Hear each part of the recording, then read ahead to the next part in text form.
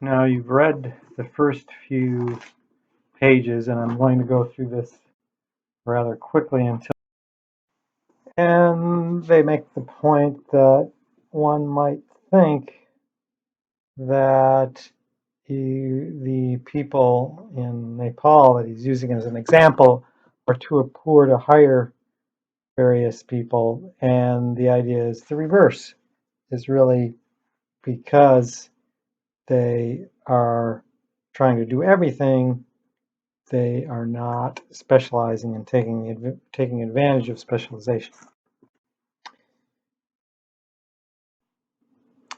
By now you've read the book, and particularly I'm not going to go over what I think are pretty straightforward parts, such as the introductory page, where they point out that Nepal tends to be poorer, or certain areas tend to be poorer because of the lack of specialization.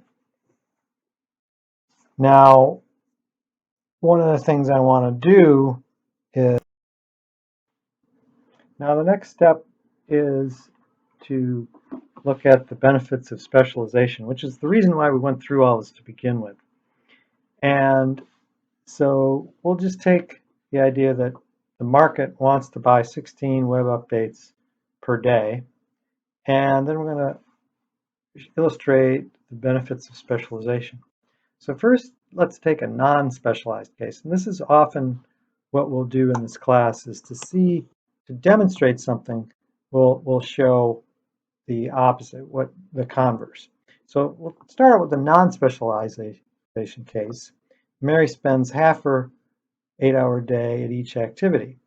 So instead of doing all of one or all the other, she does half and half. So that's not specialization.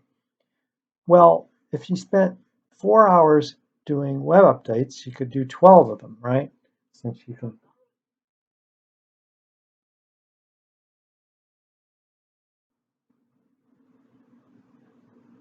So now she is doing 12 updates, and then she spends the rest of her time doing bike repairs. So she can do 24. 4 hours times 6 repairs an hour is 24.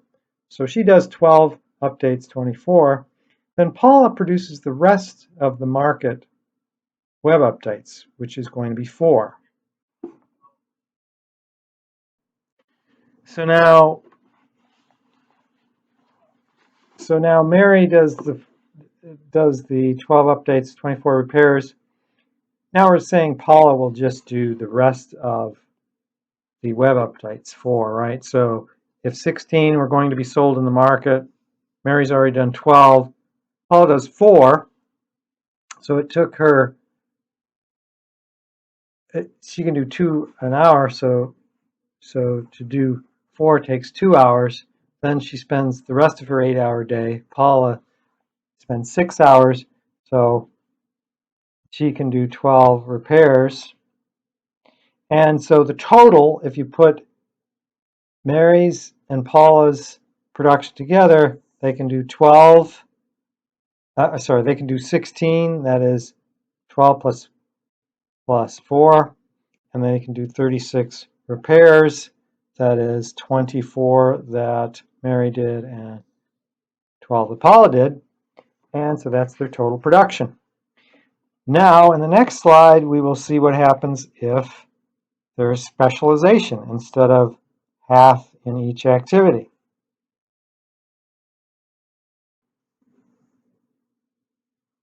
Now we'll see the benefits of specialization. 16 updates, and now we'll get specialization. So if we specialize, then Paula is going to produce all the web page updates. Remember, Paula had a comparative advantage in web updates and Mary in bicycle repairs. So they're going to specialize in what they have a comparative advantage in. If that's the case, then Paula now is going to produce all 16 of the web updates. That's going to use up her 8-hour day because Paula could produce 2 in an hour, an 8-hour day. She produces 16. Well, then Mary can produce now 48 bicycle repairs. She spends her 8-hour day. She can make 6 an hour, so she can make 48. So now specialization has produced 16 web updates, same as before, but now 48 instead of 36. So you can get 12 more bicycle repairs out of specialization.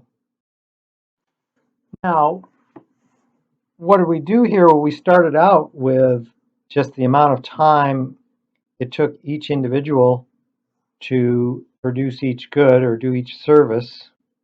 And we found that one was relatively good at web updates and the other, Mary, relatively good at bike repairs. Paula had the comparative advantage in web updates, Mary in bicycle repairs. And so the numbers are somewhat arbitrary, but as long as that holds, that is, one is relatively better and has a lower opportunity cost than the other in each good in turn, then you're going to get benefits of specialization. So that principle will come out of any other numerical exercise as long as you have constant opportunity costs and as long as one person takes a little less time relative to the other. So that simple example will give you the benefits of specialization through comparative advantage. Now you can just flip through the next few slides until you get to the part about the slope of the PPC, and then I'll have some more to say there.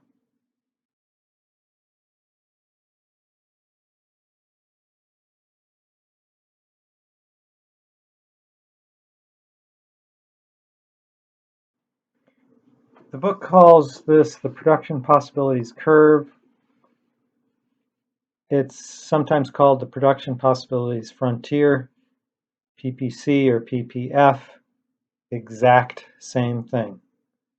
As you'll learn probably in other disciplines, but in economics, sometimes people call the same thing two different names.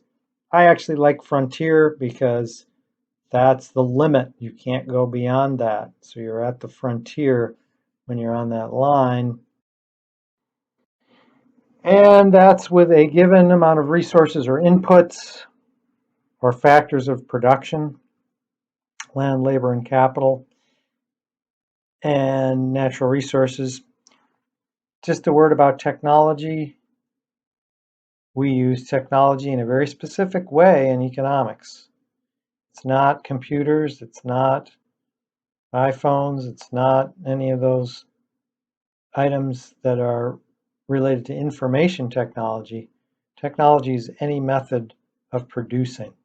So if you were in the tropics and there were coconuts and you threw sticks up there to knock the coconuts down to harvest the coconuts, that would be a specific technology of producing coconuts.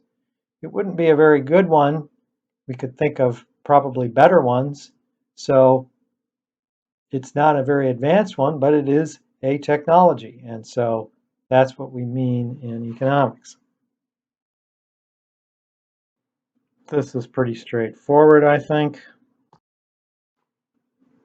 Couple points about what we have here. The slope is -2, and you take the absolute value of the slope. I mean, basically it's negative because, as we know, to produce more of one, you have to give up some of the other good with a limited amount of resources and a given technology. And so there you can see that the slope is -2, and so the absolute value, that is for Mary to do one web page update, costs her 2 bicycle repairs. So the opportunity cost of the good on the horizontal axis is the absolute value of the slope. then reciprocal, or 1 over the slope, again, the absolute value, is the opportunity costs of doing bicycle repairs in terms of foregone web updates. Now, as you can see, the points on the line are considered efficient.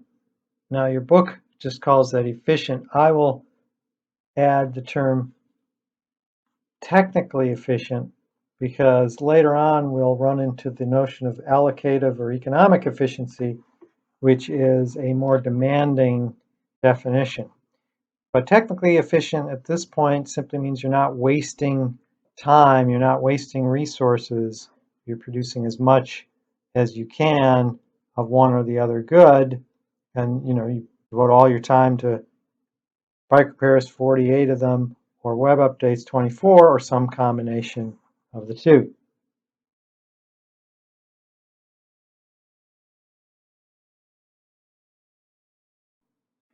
And if you come home to this, then you're going to have the kind of problems that I have.